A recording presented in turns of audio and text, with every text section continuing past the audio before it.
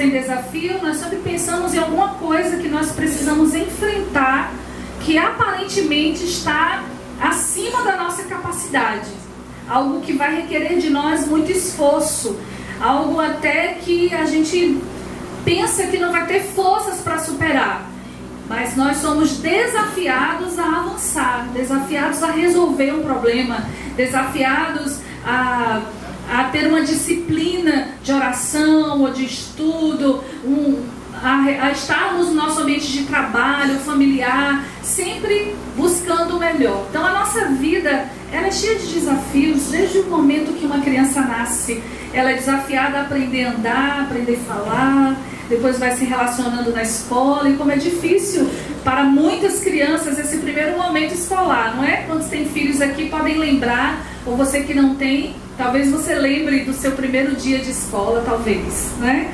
E aí você vê aquele lugar, aquele ambiente diferente, e as crianças são desafiadas a uma nova realidade. E a gente vai crescendo, e vem toda a demanda, né, emocional, intelectual, material.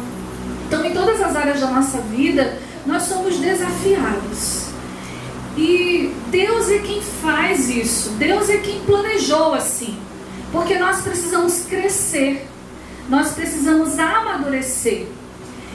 Deus nos colocou com muitos desafios e alguns nós enfrentamos não porque Deus quer, mas porque nós tomamos decisões erradas, né? Existem desafios que vêm que são sinônimos de problemas, é ou não é? E às vezes são problemas que Deus não quis que nós passássemos por eles, porque alguns Deus quer, para provar a nossa fé, para provar a nossa santidade, é ou não é? Mas alguns problemas nós enfrentamos porque nós não pedimos a Deus o direcionamento, a direção para enfrentar aquilo. Mas em toda e qualquer circunstância, a palavra do Senhor, ela nos ensina o segredo de sermos fortalecidos. Nós precisamos da força que vem do Senhor, porque de nós mesmos nós não temos força suficiente para superar os maiores dos desafios. Alguém pode até discordar, se lembrar de tantas pessoas que não conhecem a palavra de Deus, mas que superam tantos desafios surpreendentes. E realmente, a mente humana, quem criou foi Deus. E Ele dá a cada um, a todos os seres humanos, a capacidade de vencer, de avançar, de se dedicar, de transpor limites, né? Quem acompanhou as Olimpíadas pôde ver quantos atletas ali superaram os seus próprios limites, e as Paralimpíadas mais ainda, não é verdade? A gente vê pessoas que não têm o braço, não têm a perna, e são melhores nadadores do que eu e você, não é? Então nós podemos também entender que a própria mente humana, que foi dada por Deus, ela tem capacidade de vencer desafios.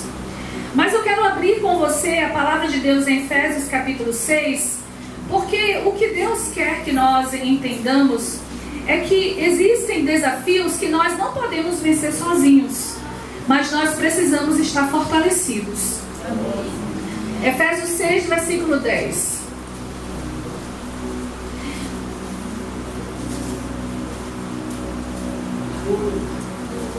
No demais, irmãos meus, fortalecei-vos no Senhor e na força do seu poder. Revesti-vos de toda a armadura de Deus, para que possais estar firmes contra as astutas ciladas do diabo. Porque não temos que lutar contra a carne e o sangue, mas sim contra os principados, contra as potestades, contra os príncipes das trevas deste século, contra as hostes espirituais da maldade nos lugares celestiais. Então, a vida normal nós conseguimos superar tranquilamente, com a capacidade intelectual que todo ser humano tem. Mas existe um desafio maior que está à frente de todos nós, que é a guerra espiritual nas regiões celestiais. Quando o apóstolo Paulo fala à igreja em Éfeso sobre se fortalecer no Senhor, se revestir, e ele afirma essa verdade, a nossa luta não é contra carne e sangue, não é contra os seres humanos, não é com os problemas terrenos. Existe uma luta maior. quando ele fala isso, antes ele estava dando orientações para a nossa vida cotidiana. Ele estava falando para os casais: maridos, amem as suas mulheres, mulheres, sejam submissas aos seus maridos, pais, não provoqueis a ira, filhos, honrem aos vossos pais, patrões, olha, tratem bem. Naquela época ainda existia a escravidão, não por permissão de Deus, não é? A gente acredita, a Bíblia é clara nisso, Deus nunca quis que nenhum homem fosse escravo. Mas mesmo se a lei permitisse, aquele que fosse servo do Senhor não deveria tratar de qualquer maneira. Ele precisava tratar com amor, como ao Senhor. E aquele que servia deveria servir com fidelidade e temor, como ao Senhor. E isso continua valendo, amém, irmãos? Amém. Continua valendo. Nós precisamos obedecer a palavra do Senhor. Muitos desses desafios que nós enfrentamos, cabe a nós tomar a atitude correta, e assim nós vamos vencer. Nós vamos vencer sendo bons pais, bons esposos, esposas, bons filhos, bons profissionais. Mas depois de falar tudo isso, ele diz: finalmente, no demais, olha, presta atenção agora, isso é muito importante para você, porque você vai se esforçar, você precisa tomar a decisão de ser como o Senhor, ser depois como imitadores de Deus, como filhos amados, né? Ele começa no capítulo 5, mas você não pode esquecer que é uma guerra espiritual. E isso você só vai vencer se estiver fortalecido no Senhor. Amém. E sobre estar fortalecido no Senhor, que eu quero principalmente compartilhar com você algumas verdades que o Senhor tem trazido ao meu coração. E é uma palavra que o Senhor me colocou para ministrar há muito pouco tempo, e ela não sai da minha mente. Porque os dias, irmãos, são muito difíceis e vão piorar. As pessoas vão se tornar mais egoístas, mais impuras, mais avarentas. A Bíblia diz isso.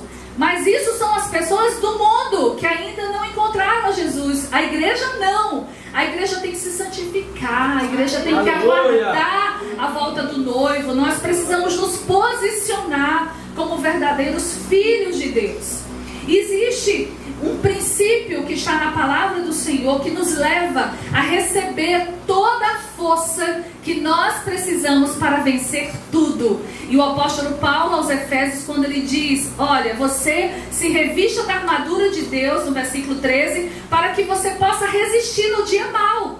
Muitos dias maus vêm, e se nós não estivermos revestidos do Senhor, nós fraquejamos, nós entregamos os pontos, nós tomamos decisões contrárias à palavra do Senhor e achamos que Deus está aprovando tudo, porque nós não estamos ali no Senhor.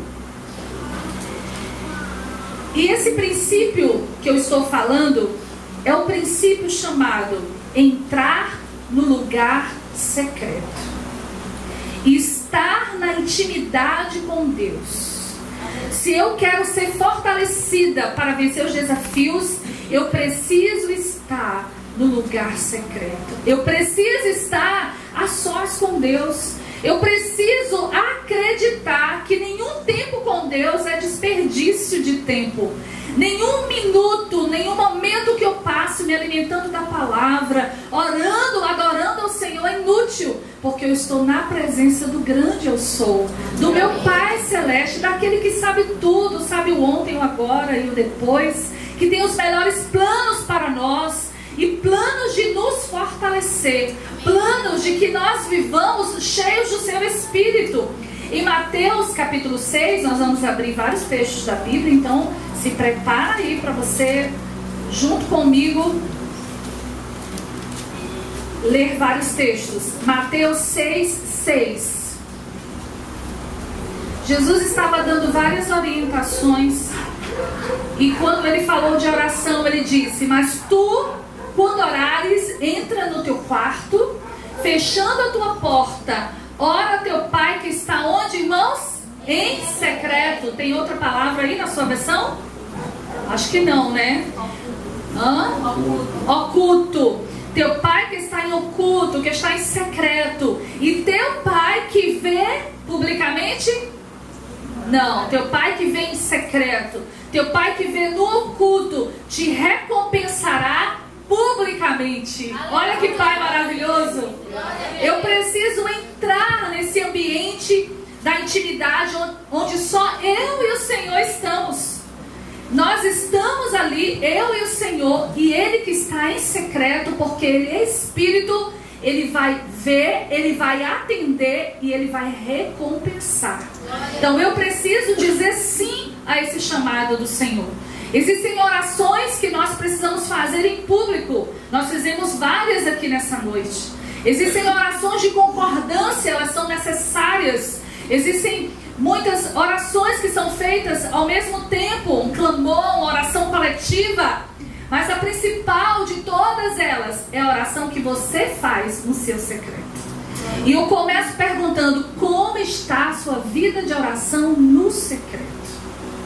Quanto tempo você tem passado no secreto? A Bíblia diz, Jesus quem declarou, que o Pai já está lá.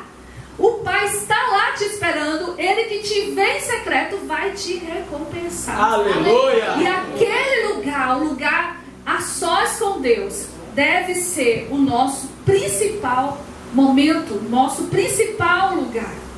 Existe um lugar onde Deus nos espera todos os dias. E é como se todos os dias eu dissesse para Ele: não, Senhor, eu estou ocupado, depois eu entro. O Senhor entende, né? Eu oro caminhando, eu oro dirigindo, eu oro no ônibus, eu oro, e aí eu oro arrumando a casa, eu oro. Sim, deve ser assim, orar sem cessar. Mas foi Jesus quem disse que nós devemos orar no secreto. Existem muitas coisas que nós ainda não descobrimos porque nós passamos pouco tempo no secreto. Existe muito poder que Deus ainda não foi liberado para a igreja, porque a igreja passa muito pouco tempo no secreto. A igreja, na maioria das vezes, eu digo todos nós, estou me incluindo nisso, nós estamos mais ocupados com as coisas públicas. Mas Deus nos chama para o lugar secreto. Esse é o lugar do poder. Esse é o lugar de sermos fortalecidos nele. Esse é o lugar de acesso ao Pai direto. Existem alguns segredos desse lugar. Primeiro segredo que eu quero compartilhar com você: o lugar secreto é um lugar onde Deus nos responde e fala conosco. Aleluia. Mas Deus não fala quando eu estou na igreja? Fala muito. E eu preciso desse ambiente coletivo. Mas lá é onde Ele fala de maneira particular. É onde você recebe a inspiração. Às vezes você nem ouve, mas o Espírito Santo já selou em você uma verdade, um desejo, uma direção. Mateus 13, versículo 9. Eu preciso estar no lugar secreto para ouvir a Deus.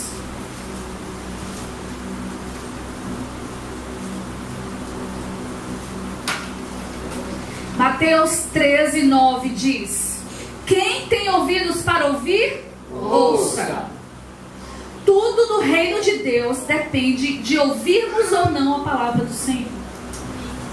Várias vezes Jesus disse isso. Quem tem ouvidos para ouvir, ouça.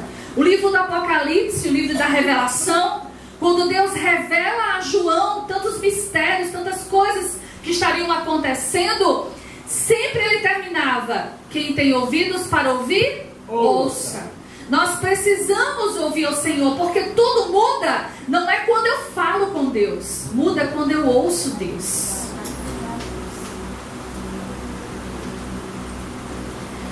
Eu preciso falar com Deus das minhas necessidades. Eu preciso falar com Deus do meu amor. Eu preciso falar com Deus e pedir e clamar, e Ele vai responder. Mas na hora que Ele fala, a Bíblia diz que a voz dele é poderosa, como as muitas águas. A voz dele despedaça os cedros no Líbano, faz as corças da cria. É a voz do Senhor que determina todas as coisas, que abre todas as portas, que traz a manifestação de todo o poder. Então eu preciso da voz de Deus.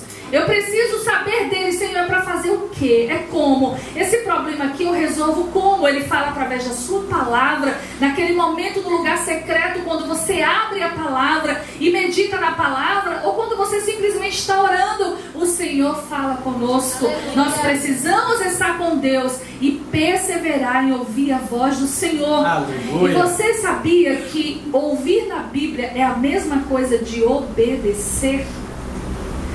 Para Deus, ouvir não é apenas receber um som nos nossos ouvidos. Quando a Bíblia diz quem tem ouvidos para ouvir, ouça, ele está dizendo ouça e obedeça, para que você seja bem sucedido, para que você vença os seus desafios.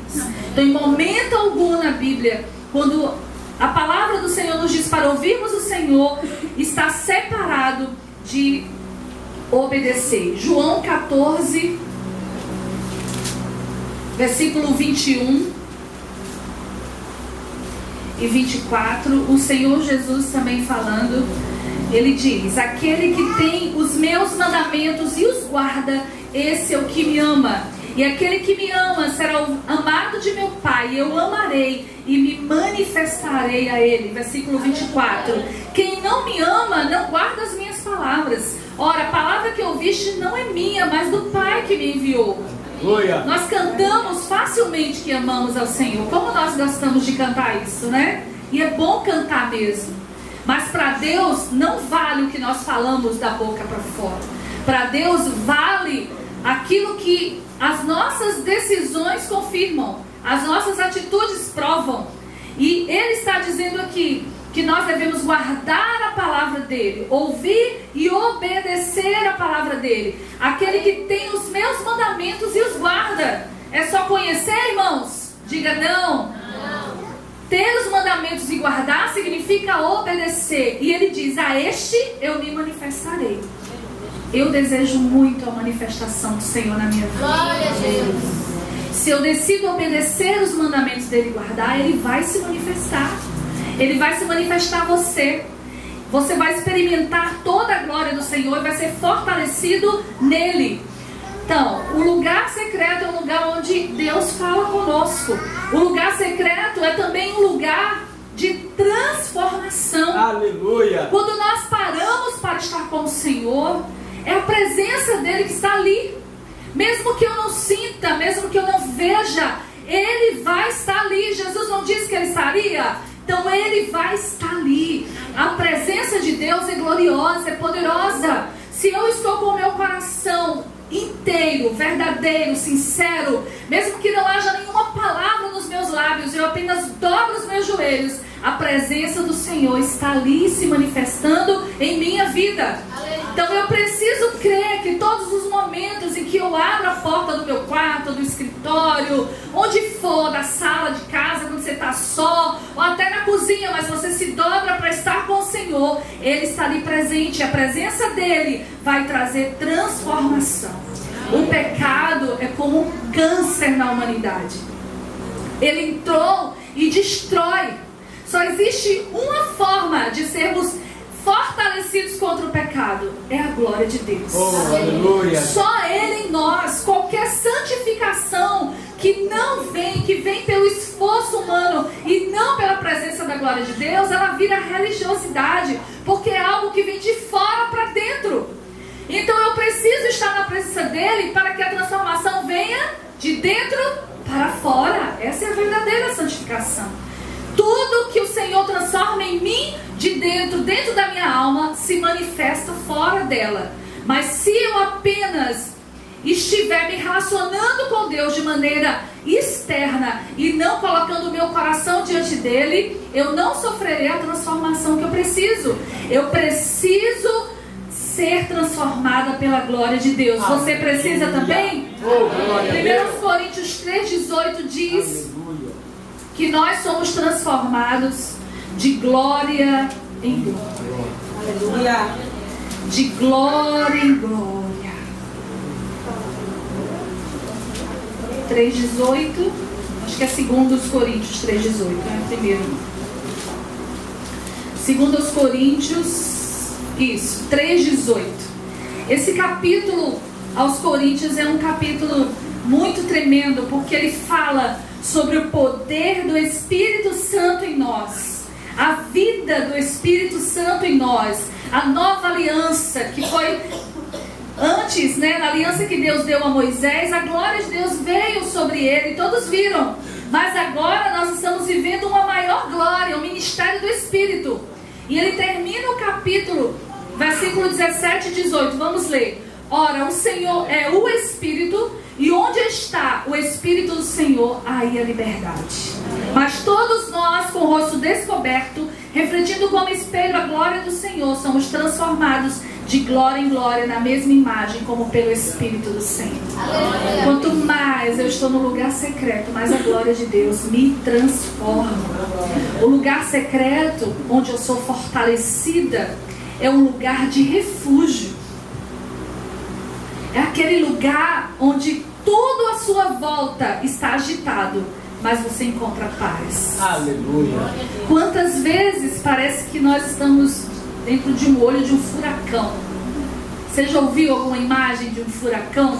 Ele passa destruindo, levando tudo. Ele consegue levantar telhados, paredes, carros, caminhões.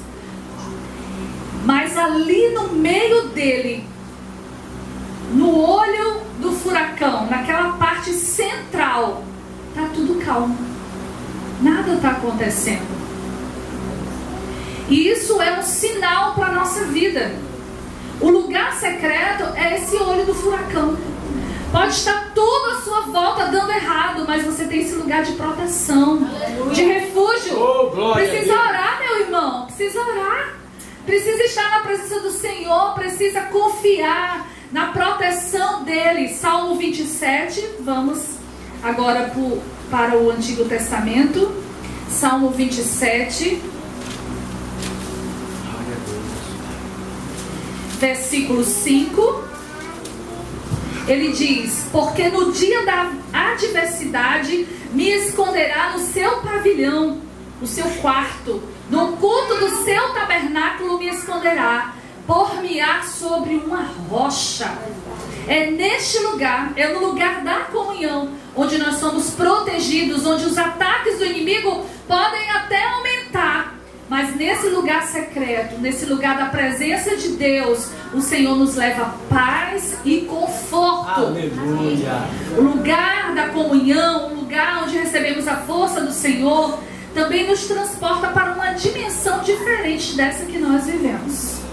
Uma das doenças que tem mais assolado a humanidade é uma doença chamada depressão. Essa doença vem por muitos motivos, e às vezes por motivos apenas físicos mesmo, algum desequilíbrio na química no cérebro, mas a maioria dos casos, segundo os estudiosos, pesquisadores, tem vindo porque as pessoas andam muito ansiosas, elas andam muito inquietas, muito desesperadas, elas não descansam, elas andam muito estressadas, elas se machucam emocionalmente muito rapidamente. Elas sofrem decepções e mágoas e parece que o mundo acabou. O que é que está faltando a essas pessoas? Um lugar secreto, o lugar da presença de Deus. No lugar da presença de Deus, na intimidade com Ele, nós nos encontramos com o Senhor que é eterno. Deus sabe todas as coisas. Ele não tem começo e Ele não tem fim. E Deus não tem a pressa que nós temos. Ah, mas Deus é Deus, então Ele pode não ter pressa, mas eu posso morrer a qualquer hora, então eu tenho que correr, eu preciso, eu não sei, vai. E aí a ansiedade toma conta e nós deixamos de entrar no tempo de Deus e vivemos uma vida apressada, cheia de inquietação. Mas se nós tivermos a disciplina de nos colocar diante do Senhor para sermos fortalecidos por Ele, nós vamos ser transportados desse lugar de ansiedade para o lugar da eternidade. Aleluia. E vamos descansar no Senhor.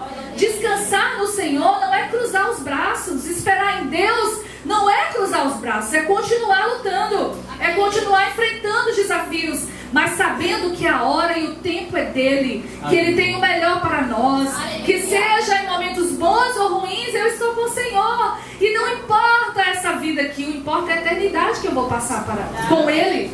Então nós precisamos tirar os nossos olhos desse mundo, irmãos, porque este mundo é temporário. Nós precisamos viver aqui, de olho na eternidade, trabalhando, estudando, formando família, adquirindo os bens que nós precisamos para ter uma vida confortável, mas sem nenhum apego a essas coisas. O nosso apego deve estar naquilo que é eterno. Eu quero que você abra comigo Isaías 28, versículo 16, livro do profeta Isaías, capítulo 28, versículo 16. Aleluia. Diz assim: portanto, assim diz o Senhor Deus: eis que eu assentei em Sião uma pedra já provada, pedra preciosa de esquina, que está bem firme e fundada. Está falando de Jesus Cristo aqui. Aquele que crê, não se apresse. Olha o que a Bíblia está dizendo. Não fique ansioso, não fique quieto com as coisas desse mundo. Creia no Senhor Jesus e vai ficar tudo bem. Aleluia. Amém? Vai ficar tudo bem. Nós precisamos esperar e descansar no Senhor. Ainda Isaías 64, versículo 4 diz: porque desde a antiguidade não se ouviu, nem com o ouvido se percebeu, nem com os olhos se viu um Deus além de ti, que trabalha para aquele que nele espera. Aleluia! Esperar em Deus é tão poderoso que Satanás faz de tudo para que nós não paremos e confiemos no Senhor, para que a gente fique ansioso por todas as coisas. Está com problema de enfermidade? Espera no Senhor, confia nele, ora, descansa. Está com dificuldade na família, trabalho, estudo, precisando de emprego, seja o que for, nós devemos esperar no Senhor. A Bíblia diz que Ele trabalha para aqueles que